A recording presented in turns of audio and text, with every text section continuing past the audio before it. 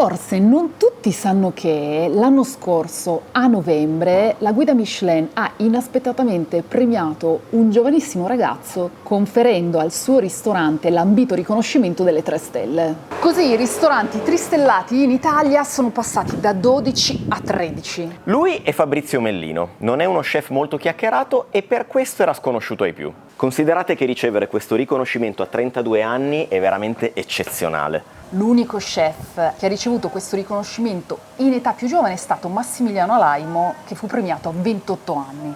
Ora, statistiche a parte, non è che sia così semplice prendere 3 stelle a 32 anni. Ci vuole grande maturità dei piatti, continuità nelle performance. E prima di prendere questa decisione, le visite degli ispettori possono durare anche anni. Noi siamo venuti qui in costiera perché volevamo conoscere Fabrizio, raccontarvi la sua storia e quella della sua famiglia e assaggiare i suoi piatti. Ma mangiamo anche o facciamo solo chiacchiere in questo video?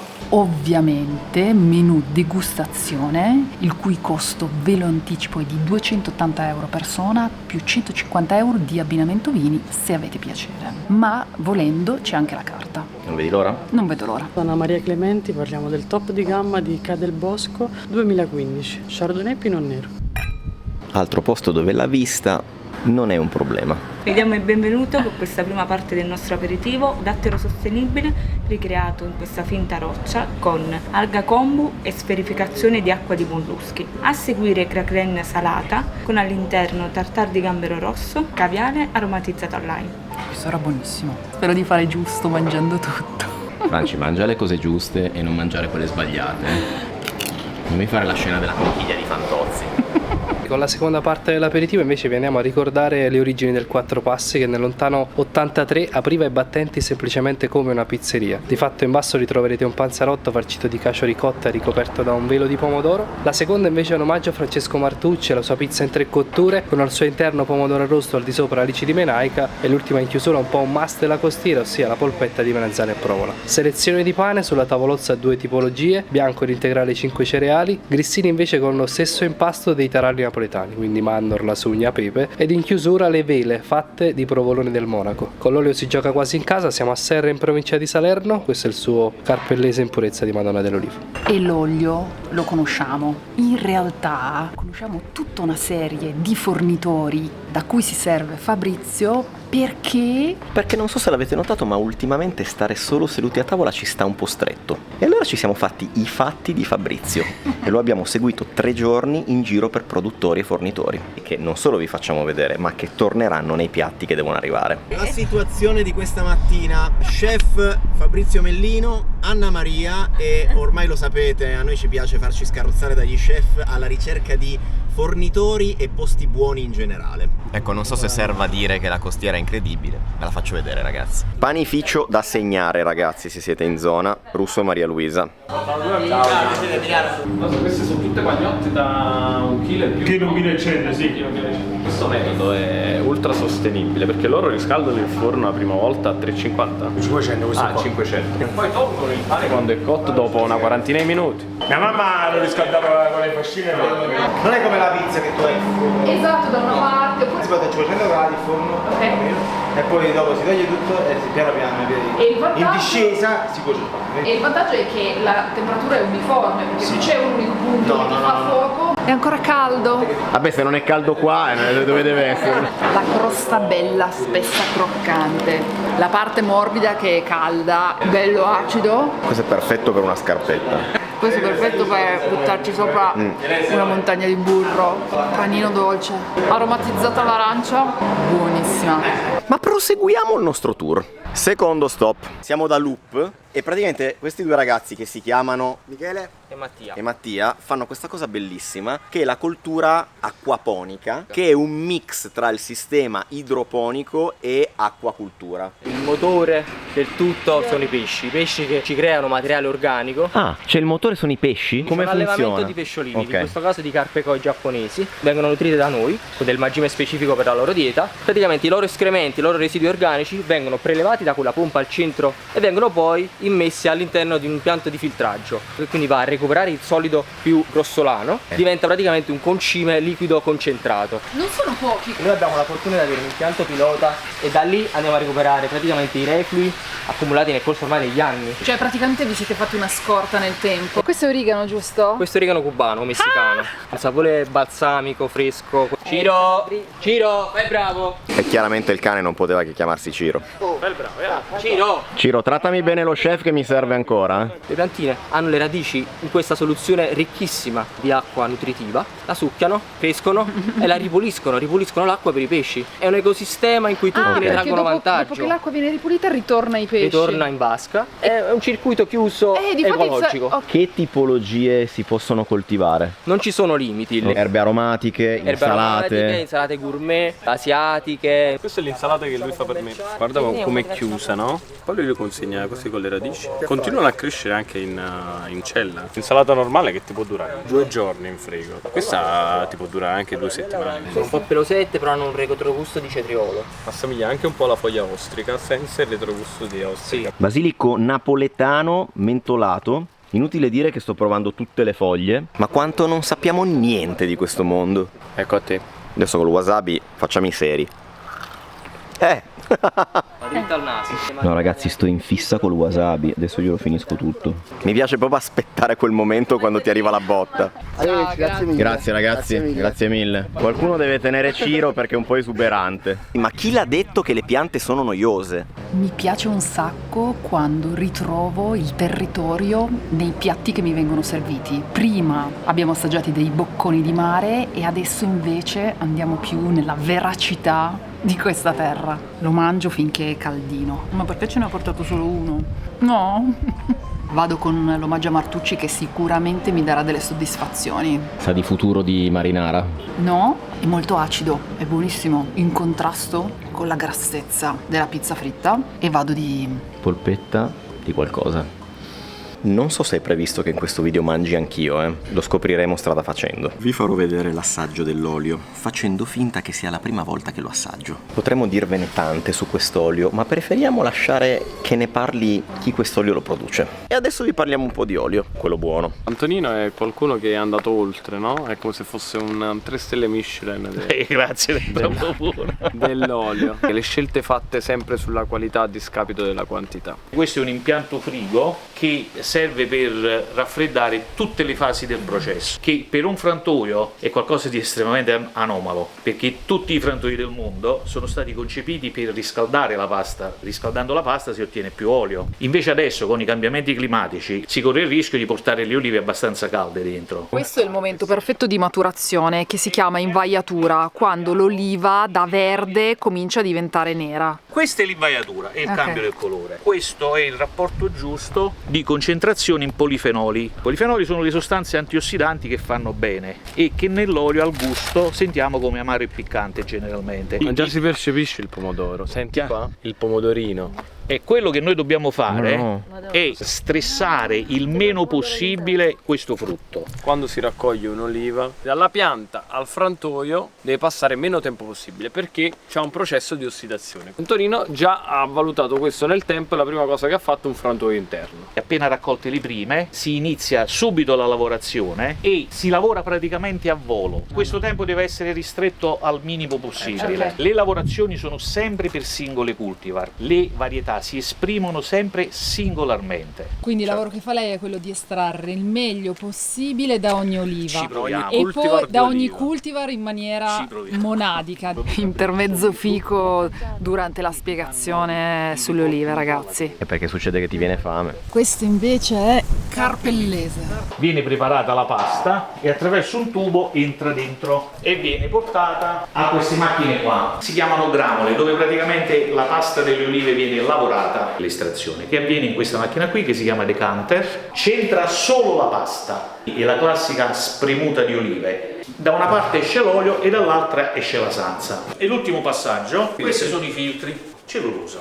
E qua dentro vanno a finire le mucillagini, va a finire anche il quantitativo di acqua che è naturalmente presente nel frutto. Nell'immaginario della gente l'olio non filtrato è indice di genuinità. Certo, perché non ho filtrato, ho fatto un lavoro in meno e esatto, più naturale. è più naturale, non esiste una fake più grossa di questa. Io lo chiamo, quello lì, l'olio onesto del contadino. Magari è uno che non possiede i filtri, il contadino che ha 200 piante, si fa l'olio in frantoio, se lo mette a casa e purtroppo non lo filtra. Quindi gli oli vanno filtrati bene e questo ne garantisce la durata. Gli oli vengono imbottigliati solo al momento dell'ordine. Dal momento in cui noi mettiamo l'olio in bottiglia inizia la fase un poco più dura per l'olio. Essere soggetto alla luce, essere soggetto a sbalzi di temperatura. Quindi io quando ho bisogno di olio ne comando poco alla volta e Antonino me lo sfida. Noi indichiamo il quantitativo in polifenoli, gli omega 3 e gli omega 6, cioè diamo un po' di informazioni in più a tutela del consumatore, cioè non è un olio extravergine punto. Adesso ci deve spiegare come si fa. Questo è il bello. La temperatura giusta per assaggiare l'olio è intorno ai 27-28 gradi. La temperatura del palmo della nostra mano è intorno ai 36 gradi. Iniziamo a ruotare per trasferire la temperatura della nostra mano all'olio. Vale come palestra. Per i polsi. C'è questo sentore di vegetali, c'è un sentore di pomodoro maturo e un pomodoro un poco più stanco. Siccome questo è un grasso e le nostre papille gustative sono a base acquosa, è come se mettessimo l'olio sull'acqua. Dobbiamo fare in modo che aderisca nella maniera migliore possibile. Quindi dobbiamo fare un'operazione che si chiama strippaggio, farlo aderire in maniera violenta sulla lingua. Tira forte, non preoccuparti. Pizzica anche in gola. Questo pizzicore in gola è la piccantezza dell'olio. Later. Scatta l'ora della granita al limone. Perché ragazzi, la granita al limone, passo esatto, ogni volta. L'obiettivo è portare lo chef a fare il turista a casa sua. E quindi adesso gli facciamo mangiare la granita al limone con vista sul tramonto. Ogni comune ha la sua parte di montagna e la sua parte poi di porto, di mare. Quindi questa è meta di Sorrento. Poi c'è Piano di Sorrento, poi c'è Sorrento, Massalubrense. Ragazzi, le esperienze che vi faccio fare io a Sorrento con la granita. Parliamone. Guardate che vista, guardate dove vi ho portato. Domani dovremo andare a pesca partendo più o meno da qui. Prima volta che la vedi? Anche se l'abbiamo vista preparare. È buonissima. L'avevo vista preparare, ma non avevo capito che fosse così buona. Esatto. Eccoci qua signori, iniziamo con il primo piatto ufficiale del nostro menù degustazione, si chiama Il mio giardino. È composto da acqua di vegetazione di pomodoro a cui viene data consistenza perché lo proponiamo sotto forma di gel. Alla base troverete un tocco di olio extravergine d'oliva e al di sopra fiori di basilico e fiori di rucola. Ci spostiamo nella regione della Mosella in Germania con Dr. Losen. Parliamo del suo Riesling Dry. L'abbiamo scelto perché appunto ci serviva qualcosa di secco, deciso, quello giusto per iniziare il menù degustazione. Non vedete pomodori, non ci sono pomodori, non sembra di mangiare pomodori, mangiate dei pomodori. E questa è la cosa bella. Si tratta di acqua di vegetazione di pomodoro. Noi abbiamo già avuto l'opportunità di vederne la preparazione, assaggiarla in cucina e è molto bello farlo qui seduti al tavolo, ammirando il panorama. Ma perché c'è un panorama? Questo è pomodoro di Sorrento, questo è un pomodoro da insalata, è una percentuale di acqua molto alta, quindi osserviamo la maggior parte crudo. Questo invece è un datterino rosso e questi sono i due pomodori che utilizziamo per il giardino. Quindi questo è un taglio non troppo piccolo, il sale deve penetrare ma neanche troppo. Questa è una marinatura di pomodori dove noi estraiamo l'acqua e deve ricordare appunto il gesto dell'inzuppo dell'insalata dei pomodori. Da bambino avevo mia nonna che mi faceva questa insalata, però i pomodori non li mangiavo, a me piaceva l'acqua di vegetazione e quindi è quello il ricordo. E quindi per creare la giusta consistenza ci sono voluti un po' di tentativi. Olio e sale, abbiamo finito, ora sarà il tempo a fare il resto. Che poi a vederli li mangerei già così. Questa sembra apparentemente una lavorazione facile, c'è solo un piccolo particolare. Vi servono questi pomodori, non altri. Questo è il giardino, quindi l'acqua di marinatura dei pomodori, un peso specifico di pomodori Sorrento, un peso specifico di pomodorini, un peso specifico di cipolla rossa, sale, olio e un tempo preciso per andare. La parola preciso è una super cazzola per non avere i tempi, le misurazioni, sennò poi...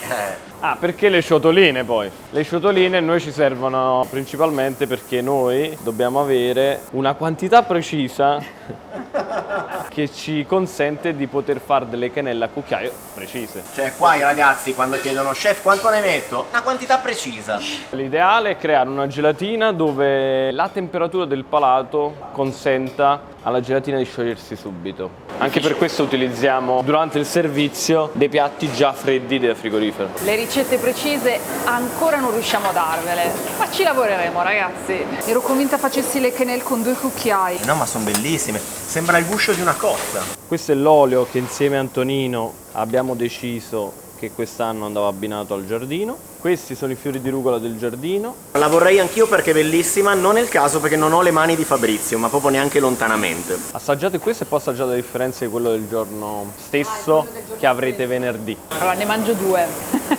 Mangiane anche 3 visto che ci sei. Quando l'abbiamo assaggiata in cucina abbiamo assaggiato una preparazione che aveva un paio di giorni. Questa preparazione qua invece, che è fresca, fatta al momento, ha una scioglievolezza in bocca totalmente diversa e effettivamente una spanna sopra l'altra. L'olio, pazzesco, non è semplicemente un condimento ma è un ingrediente del piatto. Brava Franci, si vede che hai studiato. Non ci scrivete nei commenti voglio l'insalata di pomodori quando voglio mangiare il pomodoro. Questo è un divertissement per preparare il palato a tutto quello che arriverà dopo. Franci, divertissement, non so se YouTube Italia lo accetta. Quanto mi piacciono queste posate di legno. Allora, stiamo mettendo sulla base del piatto una tartare di scampi condita con buccia di limone, olio e sale, che sarà la base per comporre il nostro fiore di loto. Questi sono i conetti che abbiamo condito sempre con olio e sale e succo di limone. Non è proprio un impiattamento da 10 secondi, ma le immagini penso che parlino da sole. La parte interessante è che a occhio si scelgono anche un po' quelli là più sottili per la parte superiore, un po' più spessi per la parte inferiore. Acqua di mela verde. Coppa pasta serve per non farla andare in giro. E poi andremo a mettere il caviale e infine andremo a ricreare le foglie del fiore di loto con l'aiuto di uno stencil, con questa che è una clorofilla di prezzemolo. Iniziamo ufficialmente il percorso degustativo con uno dei piatti firmati Fabrizio. Questo è il fiore di loto, un calamaro tagliato a 45 adagiato su dell'acqua di mela verde. Al suo cuore troverete una tartare di scampo, al di sopra del caviale ossetra. La polvere verde invece è clorofilla di prezzemolo. Sono gasatissima perché questo è uno dei piatti iconici di Fabrizio, ma non solo. Recentemente la guida Michelin ha fatto 70 anni e ha decretato quali fossero i piatti più iconici di tutta la storia e è affiancato a piatti tipo Upside Drop delle Montart di Bottura, Oro, riso e zafferano di Gualtiero Marchesi o l'insalata 21, 31, 41 di Crippa. Ma di cosa stiamo parlando? Così un dispiacere smontarlo, vista la fatica di assemblarlo. Innanzitutto la consistenza sotto i denti e poi la sapidità data dallo scampo e dal caviale. Inutile dirvi che conosciamo tutti i segreti di questo piatto perché in questi giorni lo abbiamo sviscerato e Fabrizio ce l'ha raccontato e ce l'ha fatto vedere dall'inizio alla fine. Buonasera amici, siamo giunti al porto di Piano di Sorrento, siamo ovviamente con lo chef ed è arrivato il momento di una gitarella in barca, si va a pescare. Sono super gasata, non vedo l'ora di salire, è gigante! Io mi aspettavo una barchetta a remi. Volevi pure remare. La pesca notturna, devo dire, ancora non l'avevo fatta. Fabrizio, dimmi un po' che tipo di pesci andiamo a pescare adesso. Ma non lo so, penso. Come lo sai? Adesso è periodo di lambuca, Okay. però vediamo perché comunque è maltempo, quando si va a pesca. Quello che prendi. Se riesci a prendere, ma la Esatto. maggior parte delle volte non prendi niente, quindi vediamo. Vabbè, al limite ragazzi lo compriamo e poi diremo che l'abbiamo Sì, pescato. noi già l'abbiamo comprato. Ah, perfetto, è già pronto lì. Poi giustamente mi ricordava Fabrizio, non si dice mai buona pesca, no, è meglio non parlare prima. Siamo saliti, facciamo un po' di domande all'equipaggio. Lui è Gegè, è quello che ci capisce, che stasera ci spiega tutto. Ok, sono stato già cazziato perché Gegè è quello che li vende i pesci, ma i pescatori ce li abbiamo qua. Quindi le domande vanno fatte a loro. Questa barca esce tutte le sere, giusto? Ok, ma come mai si pesca a quest'ora? Perché la pesca con le lampade, con le luci. Con le luci, se invece la si facesse di giorno. La pesca senza luci. Adesso carichiamo un po' di ghiaccio. Questo questo è quello che è stato pescato l'ultima volta? Allora, se non dovessimo pescare niente, avete le immagini dell'iPhone, per cui non potete dire che non vi abbiamo fatto vedere il pesce. Loro pescano di più quando noi stiamo chiusi. Il pesce si mangia d'inverno. Il pesce si mangia d'inverno, bravo. E beh, ma un po' stiamo bazzicando, non sembra, ma... Le acque sono diventate più calde di 5-6 gradi negli ultimi anni e quindi il pesce rispetto a prima sta molto più giù. E d'inverno invece fa più l'inverno, freddo, capito, fa più freddo e quindi, sale un po' insomma, più su, quindi è anche più facile prenderlo. Questa non è pesca. Questa non è strascico, è pesca a circuizione con chiusura meccanica. Come che è un funziona? cerchio, si fa un cerchio a mare attorno alla lampara e poi si chiude sotto e i pesci non possono scappare più e poi si tira su con il coppo. Invece poi con l'altra pesca a strascico si tira il sacco sopra, si apre sotto, cadono tutti i pescati a terra e poi i pescatori lo scartano. Vicino al varicello ci vuole una persona che sa stare vicino al varicello. Su quella barchetta là piccola ci vuole una persona adatta.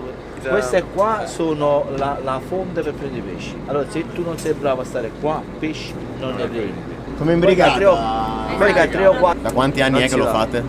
Io sono 34 anni. E ti piace ancora? La cosa che ti fate davanti è che ti deve piacere. La quindi passione. la passione. Non è che fate cose impegnativo, perché qua si esce la sera. Se tu prendi un giovane di 17-18 anni, ci devo venire a lavorare. Chi ci viene? E a te chi ti ha insegnato? Dalla famiglia di mia mamma che erano pescatori. Siamo partiti, ci stiamo facendo raccontare un po' di aneddoti dai pescatori e si balla che è un piacere. Tra l'altro la carrambata è che in questo momento Fabrizio sta facendo la foto con un signore che è il papà di un ragazzo che lavora con Virgilio Martinez a Central. Così, per chi non se lo ricordasse o non lo sapesse, Central è stato il primo ristorante al mondo l'anno scorso, giusto per dare un contesto.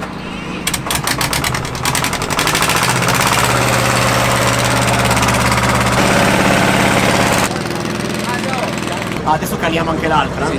Lei attira di qua, l'altra dall'altra parte, poi si avvicinano piano piano, il branco si unisce e loro buttano la rete. Questa strumentazione qua vi permette di vedere i fondali. Fondali e pesci. Cioè, questi qua lì sono pesci. Ah, quei puntini lì sono pesci? Sì. Non sembra, ma tecnologia ce n'è anche qua, Ragazzi, ma che vista incredibile c'è a quest'ora di notte. Questa sera abbiamo fatto la pesca con la lampara. Sono delle barchette che hanno una luce sia sottostante lo scafo sia fuori dalla barca. I pesci sono attirati dalla luce, i pesci piccoli possono anche fare da esca per i pesci grandi. Hanno buttato giù 2 barchette che tenderanno ad avvicinarsi in modo tale da unire i 2 branchi di pesci. Verrà gettata la rete e a quel punto verrà tirato su il pesce. Quindi è una pesca senza esca. Tutto il casino che voi sentite non è il casino del motore delle barchette che non hanno motore, ma è il generatore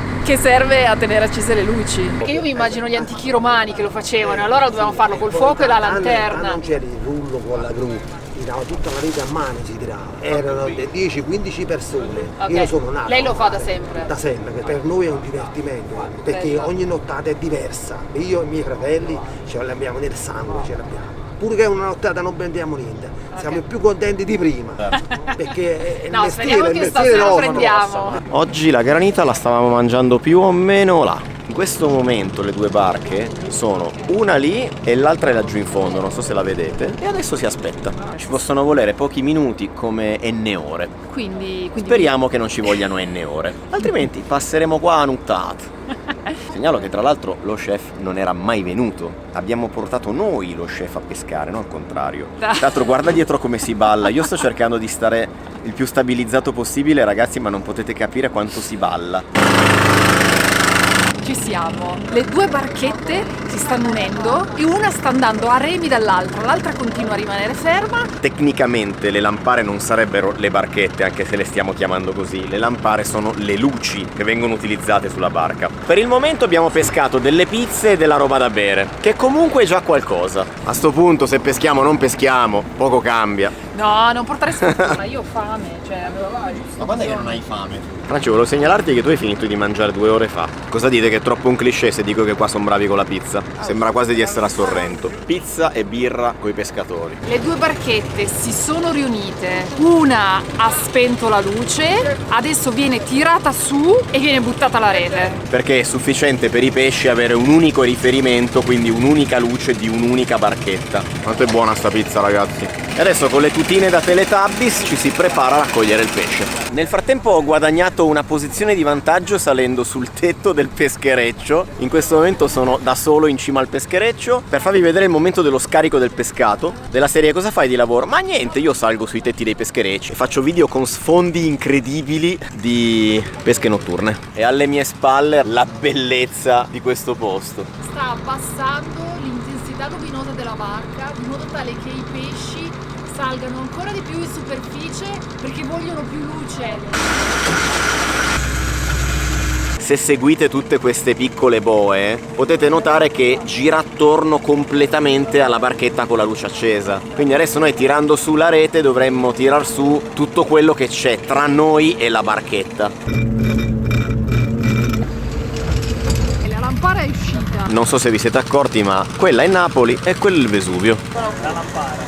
Il cerchio si fa sempre più piccolo. Io nel frattempo sono letteralmente sdraiato sul tetto. Già non devi morire. No, tranquillo. Da un momento all'altro finisco a mare, ma ne sarà valsa la pena per questo documentario. Porca miseria se si balla. Cercate Giano, è finita ragazzi. Andiamo pure a lui nella rete. Non so se è chiaro ragazzi quante tonnellate di rete sono necessarie per fare sto lavoro e anche quanta fatica aggiungerei. Ho preso una luzza.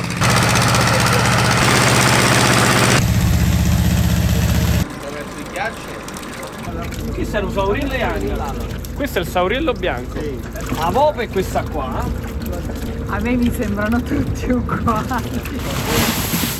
Cefalo, lanzardo, Sauro bianco, Scuccioni mare. e questi si cucinano più o meno tutti uguali? no, prevalentemente marinati, sotto sale. Parte proprio pacca questa qua. Deve essere cotto poco. Questo è un cefalo, questo è perfetto alla griglia.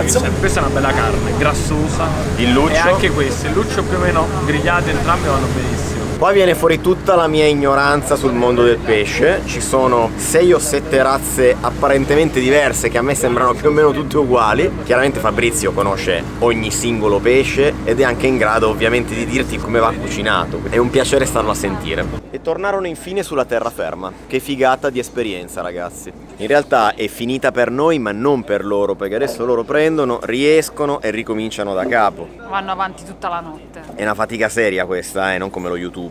Gatti che sperano che scappi qualche pesce. Ragazzi, questa scena è per i click. Bravo Fabrizio. Quando si dice che sui social funzionano solo i gattini. Grazie mille a tutti, scusate il disturbo. Buonasera. Complimenti, siete fichissimi. Ammazza quanto siamo gialli. È stato fichissimo ragazzi, non è stata una pesca incredibile, nel senso che sono stati presi circa un 30 kg di pesce. 6-7 tipologie di pesci differenti, ci hanno spiegato che è un pesce tra virgolette povero, nel senso che Dall'alto valore nutrizionale ma dallo scarso appeal commerciale. Questo è quello che abbiamo preso ieri, che avete visto ha cambiato colore. La pelle non è rotta, questa è la cosa importante. Di solito quando si parla di calamari congelati la prima cosa che soffre è la pelle, quindi la pelle è rotta. Vedete come reagisce la pelle al tatto e ritorna indietro, è come se fosse viva, no? Ok, da qua ci facciamo un fiore, mettiamo in cottura. Calcolate un bel calamaro grandicello, riusciamo a fare dai 2-3 fiori. Per questo molto semplice. C'è l'osso centrale, giusto? Ha un unico osso. Questo è freschissimo, vedi? Questo lo andiamo a tagliare nella parte dove era l'osso, cercando di non rompere la sacca interna che porta il nero. E poi no, semplicemente questo lo andiamo a sciacquare, poi lo andiamo a cuocere e poi lo metteremo in cottura. Le teste per il piatto non servono, neanche le ali, però chiaramente si utilizza tutto. Accarezzato leggermente con una stecca. La finalità è pareggiarla? No, la finalità è togliere tutti i sedimenti ancora, sai, Ok. con la parte gelatinosa. Poi lo rifiliamo qui, poi andiamo in sottovuoto e poi in forno a vapore. E da qui partiamo con il taglio classico, che poi è quello del sashimi. Chiaramente questo deve avere sempre la stessa inclinazione, lo stesso spessore. Qua ci mettete la canzonetta e velocizzate. Bene, e anche oggi mi avete fatto lavorare. Ok, comunque questo all'infinito. E poi i conetti. Una sorta di cono ricavato da un rettangolo. Sì. E la perfezione del gesto ripetuto migliaia di volte che poi lo rende consistente e perfetto nel tempo. E hai bisogno di pezzature diverse calamaro? È chiaro che se tu hai la parte finale che è un po' più sottile vai un po' più in difficoltà, ma se c'è questo come spessore ti riesce un po' più facile. Però devi essere bravo nell'inclinazione, vedi, del taglio. Quanti conetti ci vogliono per una cinquantina di conette a porzione. Quanto tempo ci vuole a farlo? Questo chiediamolo a loro. Da sashimi a conetto 5 minuti. Calcola che una placchetta così piena sono 2 porzioni. No, vabbè, loro ormai sono velocissimi, ci mettono un paio di minuti. Noi avevamo un piatto storico che era una tagliatella di calamari, che poi si è evoluto in tagliatella di calamari con tartare di scampo, dove il crostaceo, quindi lo scampo, aiutava il mollusco nella profondità di gusto. E poi questa tagliatella veniva fatta un po' ovunque, quindi a un certo punto abbiamo dovuto trovare una tecnica manuale che fosse identificativa. E poi piano piano, con diversi tentativi, diverse prove, ci siamo avvicinati a una tecnica giapponese e da lì poi abbiamo costruito il piatto. Vengono fatte una cinquantina di queste tutti i giorni, poi vengono condite e da qui poi si impiatta. Assemblate rigorosamente al momento. Questo è un pasto refrigerato che si accende come un frigorifero. I piatti vengono posati qui in modo da mantenersi belli freddi anche durante l'estate. Quindi i ragazzi nel momento in cui marcia il menù, la prima cosa che fanno vanno a impiattare questo. E quindi poi il piatto rimane qui, refrigerato da sotto, perché comunque all'interno c'è una tartare di scampi e quando è il momento poi si pulisce ed esce. Questi sono i piatti del fiore di lodo. Vabbè, mo sono fuori produzione, quindi questi ultimi li ho trovati in Romania. E l'imperativo è non romperli. Già ne ho rotti 3 quest'anno. Vedi questo? E questo sta un centinaio d'euro. Quello che mi manca è che ancora non l'ho assaggiato, aspettavo voi. Ne abbiamo talmente parlato in questi 3 giorni che ho un hype incredibile. Che delicatezza, ragazzi. Non so se sto usando le posate in modo consono, probabilmente no. È un piatto acido, ma anche dolce, ma anche salato. Le ha un po' tutte. E di una pulizia meravigliosa. Questo piatto è una coccola. Sembra, ma non è, potrebbe sembrare del lardo di colonnata, ma in realtà è fatto con seppia e ricciola. Lo accompagniamo da una cialda di pane chiamata socca, originaria di Nizza, a base di farina di ceci. Il nostro suggerimento è di prendere il lardo con la pinzetta, adagiarlo sulla socca e mangiarlo un po' a mo' di sandwich. Ci spostiamo in Sicilia, quindi andiamo sull'Etna con il produttore Ciro Biondi. Il vino si chiama Pianta ed è un Etna bianco, quindi catarratto e caricante. In questo caso il vino fa fermentazione e affinamento in legno prima di poi essere imbottigliato e fare un affinamento in bottiglia di 3 mesi. La consistenza sembra effettivamente quella del lardo. Di qualcosa di intelligente che lui ti sta... Mi sento un attimo sotto pressione. La consistenza sotto i denti ricorda esattamente il lardo.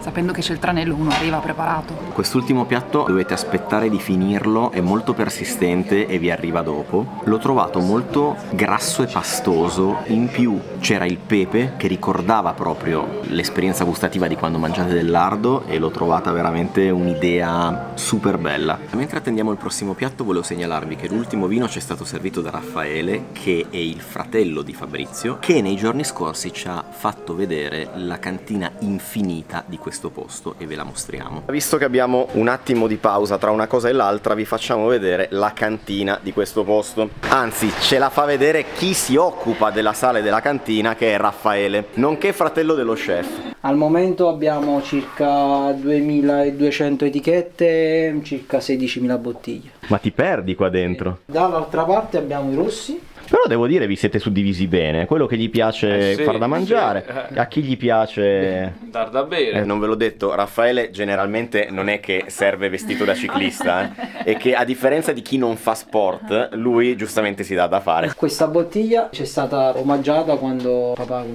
Ha preso le 2 stelle, quindi 2011, sono preparato, ho studiato. La parte dei vini bianchi francesi. Ma è vero questa cosa che la bottiglia Magnum è meglio rispetto alla 750? Sì, è il formato migliore da 3 litri. Il vino trova proprio il suo sistema di invecchiamento perché, perfetto. Sì, perché c'è più spazio, c'è più ossigeno. La si avvolge in Esatto. questo modo per evitare che si rovini l'etichetta. Esattamente. Questa per esempio è 3 litri.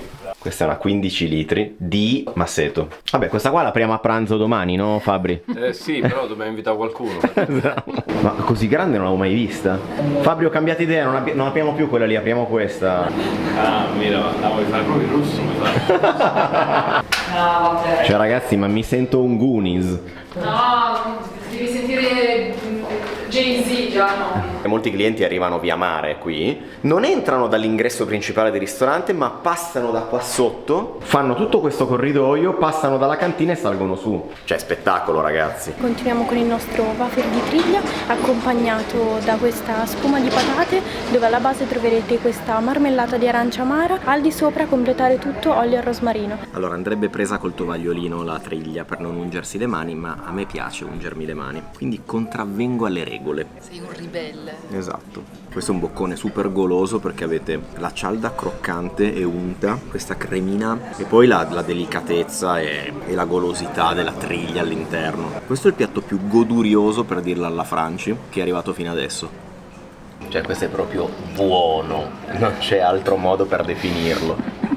Considerando che la triglia è un pesce di scoglio che non ha una pelle che può resistere alle cotture, è per questo che viene accompagnato con delle fettine di pane per preservarlo durante la scottatura in padella. Certo. Ma c'è anche un altro motivo, che sotto la pelle c'ha un ingrasso molto scioglievole e molto gustoso che va a insaporire il pane. E qui invece, signori, si continua con lo spaghetto al pomo d'oro, dove andiamo in particolar modo ad esaltare l'olio extravergine d'oliva di Madonna dell'Olivo. Questo è il suo rotondello in purezza. Andiamo a fare un'estrazione a freddo di datterino giallo e rosso, il tutto emulsionato con lo spaghetto. Sullo spaghetto al pomodoro abbiamo pensato di abbinare un vino campano, un vino della tradizione. Parliamo del Fiano, vigna della congregazione di Villa Diamante 2022. Stanno arrivando dei piatti che non erano in menù, però voi prendetela come ok, riesco a vedere più piatti. In questi giorni abbiamo parlato tantissimo con Fabrizio, soprattutto abbiamo parlato di spaghetti al pomodoro e Giano ha anche cercato di scambiare delle ricette con lo chef proponendogli la sua caprese. Ricordate il nostro video della caprese? Come potreste dimenticarlo?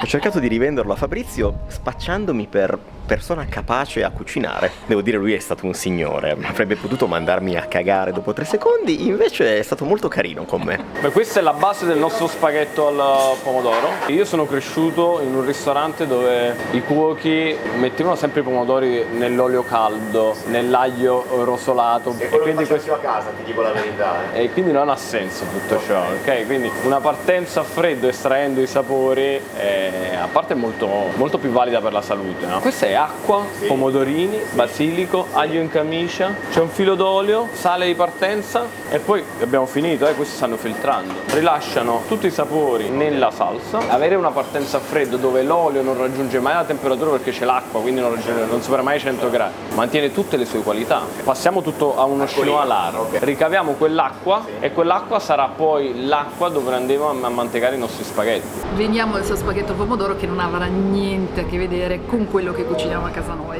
La mia caprese, secondo me.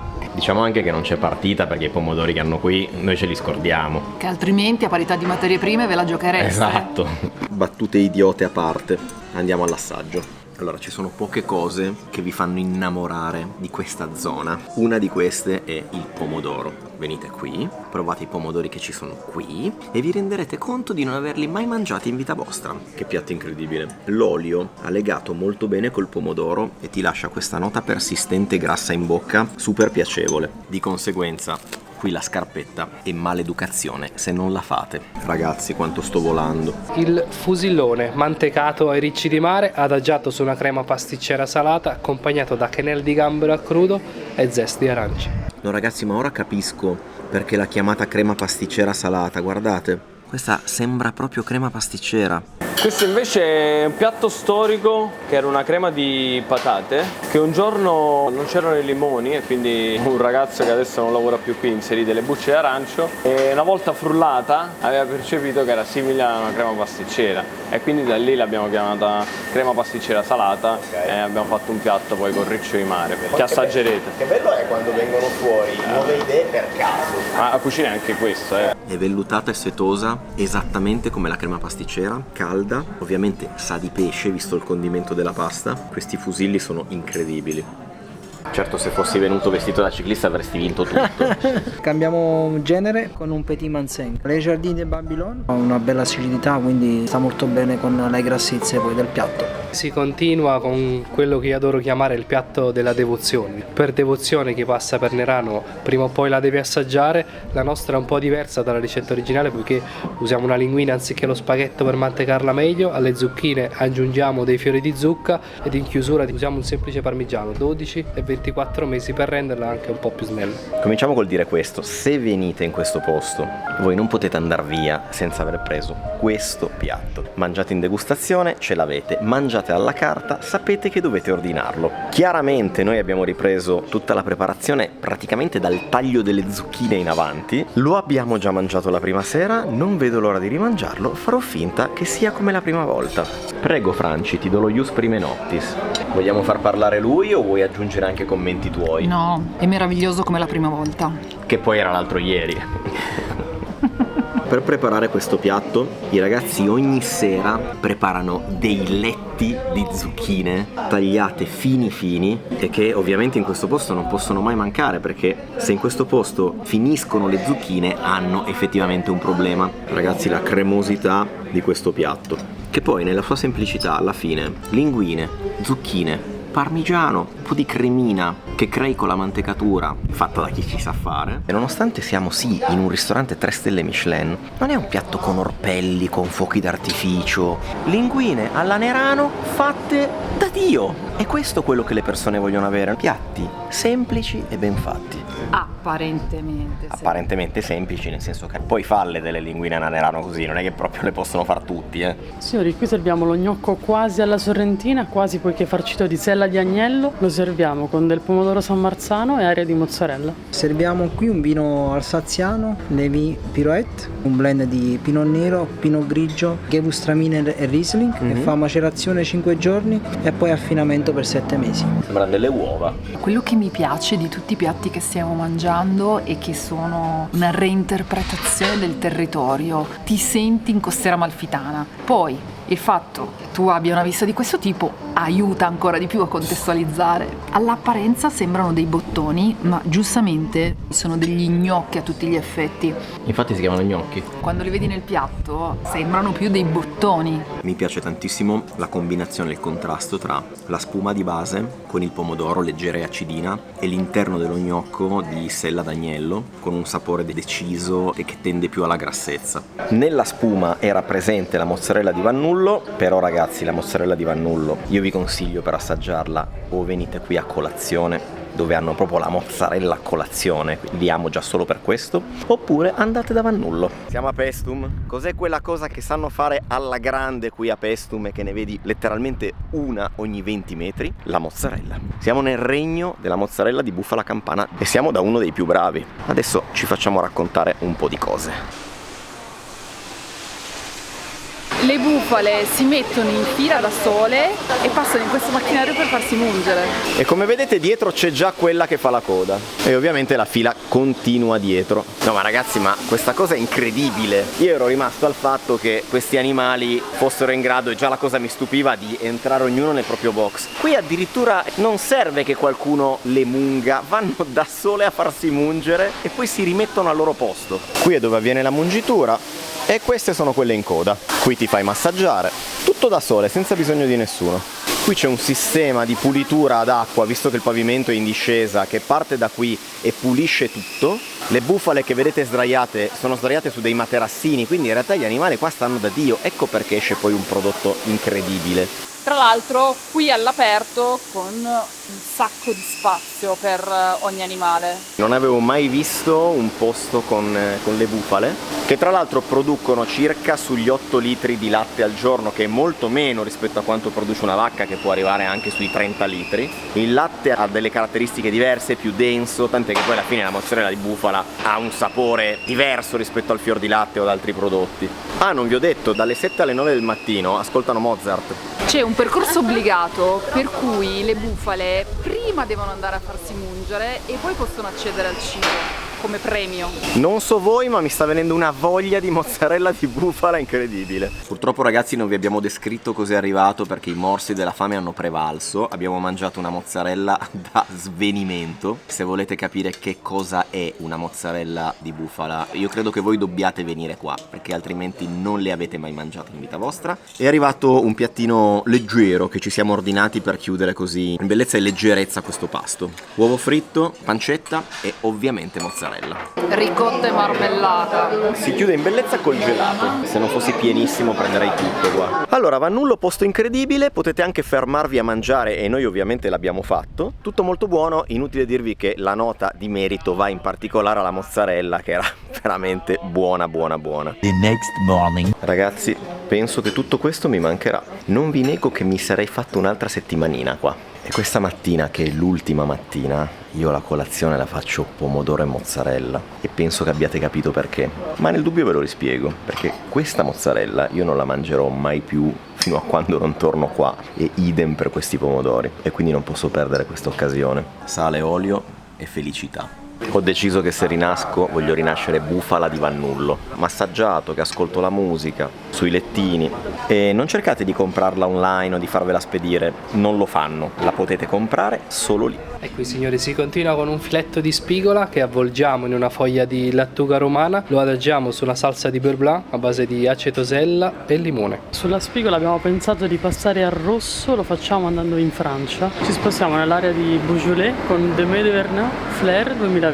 L'acidità e grassezza del beurre blanc non puoi combatterle, non puoi resistergli. Questi piatti in generale sono esteticamente bellissimi. Il pesce è delicatissimo, il beurre blanc acido si accompagna in modo meraviglioso. È una ricetta che ricorda tanto la Francia, però sei qui con gli ingredienti. Il punto di questi piatti è che quando te li descrivono, in questo ristorante sono molto asciutti con i particolari e con i dettagli, ma nel momento in cui chiedi maggiori informazioni agli chef, inizia a elencarti tutta una serie di altri ingredienti che sono stati inseriti e che danno stratificazione al gusto. Tu lo percepisci come piacevolezza del palato. Poi è difficile andare a individuare tutti i sapori, ma è quello che poi alla fine fa di questi piatti dei piatti 3 stelle Michelin. Si conclude il percorso con l'agnello Lauti Cauda. Si inizia da sinistra con il carré, le costolette, in alto troverete la sella, in basso una tartelletta di funghi shiitake, in chiusura dei cannelloni di porro. Con l'agnello abbiamo pensato di ritornare a casa con uno dei vini che ha fatto ormai la storia della cultura vitivinicola campana. Parliamo del Taurasi di Terredora, azienda fondata nella fine degli anni 70, nell'anno 1996. È arrivato un Taurasi del 96. Se questo lo avanzo mi prendo a schiaffi da solo e poi non lo avanzo. Vuoi una mano? Vuoi che sento se è buono? Se non ti piace va benissimo così, me lo bevo io. È che non riesco a cogliere bene tutti i sentori. Basta! Questo è un agnello, questa è una razza che si chiama Lati Cauda, e dal greco larga coda, che era riserva d'acqua come per la gobba dei dromedari. Noi le spalle e le cosce le utilizziamo per lo gnocco, mentre il carré lo serviamo, quindi andiamo a dividerlo.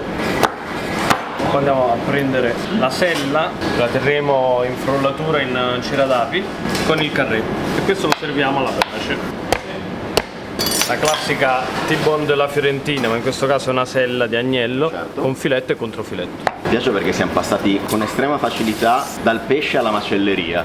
Tutti gli chef devono essere un po' anche macellai. Questa noi la andiamo a tagliare poi in una prima sottile, tutta a coltello rigorosamente, e andare a fare uno stracotto per la faccia degli gnocchi. Signori, che carne, fondo incredibile, succosa, saporita e con questa crosticina croccante di grasso che dà ulteriormente sapore. Ragazzi, ricordatevi che il grasso nella carne non va eliminato, è quello che dà sapore a tutto. Che meraviglia, ragazzi. Già al taglio è un grande sì. E al morso? Un doppio sì. Porri veramente delicatissimi che non ti aspetti. Continuiamo con il pre-dessert, abbiamo una spuma di menta, kiwi in osmosi e sorbetto di lime. Il pre-dessert, ragazzi, prendiamo un po' di tutto, quello che deve essere un pre-dessert. Fresco, leggero, pulisce la bocca e ti predispone al piatto successivo. Ragazzi, esclusiva delle esclusive che abbiamo solo noi, le diapositive della storia di questo posto. Ah, questi erano i piatti. Guarda questi paccheri, non erano belli, eh? Guarda che bella zuppetta qua. Sto brodo d'astice, consumi d'astice. Questo è un piatto che comunque ha vinto un premio, la mezzomanica gocce scorfano. Mo' precisamente Premio. non lo so. Poi c'è anche nostro zio. Eh sì, perché lavorano insieme all'inizio. Roba inedita. Anche loro è la prima volta che guardano le loro stesse foto di famiglia. E il dolce. Da un lato la millefoglie con una crema leggera alla vaniglia, fragolini in osmosi e basilico. D'altro canto invece un omaggio al maestro Gualtiero Marchesi, famosissimo per il suo risotto allo zafferano. Lo riproduciamo in chiave dessert con riso aromatizzato al latte e zafferano. Mi raccomando, mangiate la parte nera e pistacchio. Al di sopra la stessa foglia d'oro. Un passito di pantelleria dell'azienda Solidea, 100% uve di Zibibbo, anche chiamato muscato. Ora comprendo il quadro generale di questo dolce, perché noi nei giorni scorsi avevamo mangiato solo il guscio esterno con il riso allo zafferano all'interno. Assume tutto un altro significato. È una combo incredibile. Questa millefoglie è fantastica. Fragoline di bosco poi sono il meglio che possa esserci. Facciamo metà perché io ho un altro dolce, ti vorrei ricordare. Non lo so se facciamo metà. Ti è mai capitato di fare queste foto? Tutte uguali? Tutte identiche. Tipo che ti rimane il dito sul... Sembra il feed Instagram di tuo papà. L'interrogazione, che pesce è questo? Ah, questa qua è un'orata. Ah, beh, dai, ci siamo. Te lo faccio. Occhiata. No. Non è che finisce tuttinata, Pizzuta. La pezzogna. Pezzogna, vedi che lo sapevo. Questa è la sala interna, raga. Cioè, i 4 passi erano così. Questa è la cantina. La delizia al limone.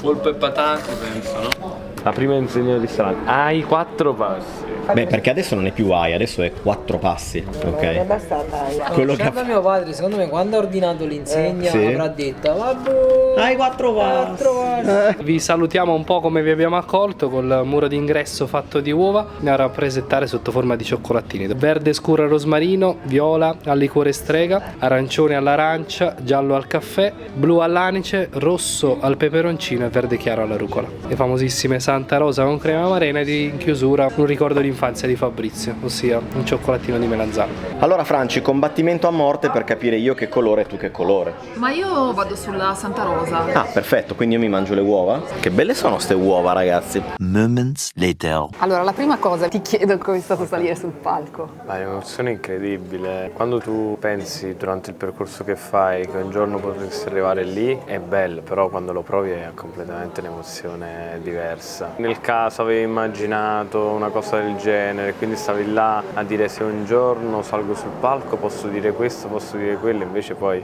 il tempo si restringe, lo stomaco si restringe. Sei riuscito a dire qualcosa? Sì, qualcosa anche di sensato, la cosa divertente è quella. Questa è una cosa che non si aspetta mai nella vita, uno lavora, chiaramente fa dei sacrifici, non segna questo come obiettivo, però è chiaro che ci spera sempre che prima o poi un sogno del genere si avveri. Mi piacerebbe che spiegassi il concetto tuo di cucina. Lo stile di cucina è prettamente mediterraneo, però non è un mediterraneo come si intendeva 50-60 anni fa, ma un mediterraneo molto più moderno nella visione, perché siamo contaminati quotidianamente ma anche da internet, siamo collegati da una rete e quindi adesso il Mediterraneo si può espandere ancora di più. Il ruolo che ha questo ristorante è un po' far da apripista dal punto di vista gastronomico per essere riusciti ad arrivare a un obiettivo del genere e quindi in futuro ci troveremo ad affrontare tematiche sempre più importanti anche dal punto di vista della salute e del benessere dell'essere umano. Con il raggiungimento della terza stella la guida dice che vale il viaggio, quindi qua ci ritroviamo persone veramente che a volte mi viene da sorridere perché avete visto un po' la strada che porta a Nerano, avete visto dove si trova Nerano,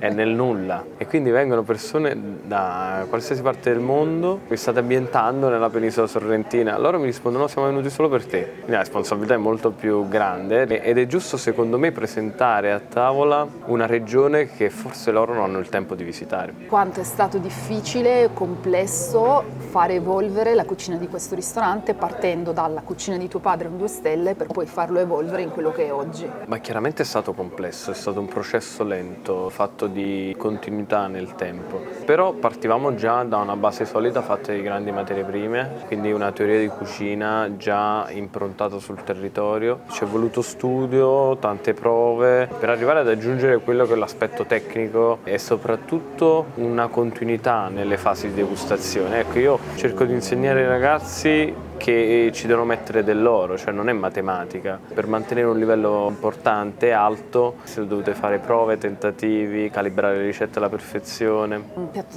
di linguine alla Nerano ha il ruolo invece di attirare le persone verso qualcosa che magari nella loro testa è più comfort, per poi traghettarle verso una proposta di cucina più innovativa, più creativa. È chiaro, i cambiamenti vanno fatti in punta di piedi, anche in un luogo turistico come il nostro bisogna dare comunque priorità all'idea di quello che la clientela vorrebbe mangiare sul tuo tavolo. Io non mi sono mai permesso di togliere per esempio la linguina alla Nerano, però ciò non toglie che in cuor mio spero di fare la migliore linguina alla Nerano e da lì poi portare le persone verso nuovi piatti, quindi affidarsi della mia mano, quindi assaggiare nuove cose e portarli poi piano piano al coinvolgimento verso un menù degustazione. In questo momento si stanno facendo delle prove. Siccome Fabrizio non era contento perché fa troppe poche cose qui, facciamo anche i panettoni. Questo è il primo panettone che è uscito dal forno del 4 passi. Adesso ce l'andiamo ad aprire.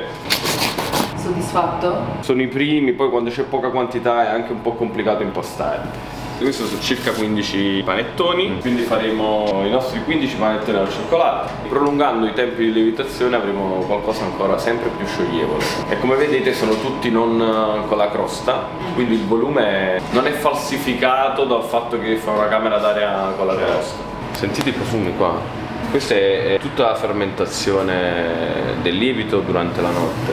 I profumi sono molto interessanti perché sono mielati, ma allo stesso tempo non hanno picchi di acidità al naso. E questo lo sentirete ancora di più quando inizieremo ad impastare.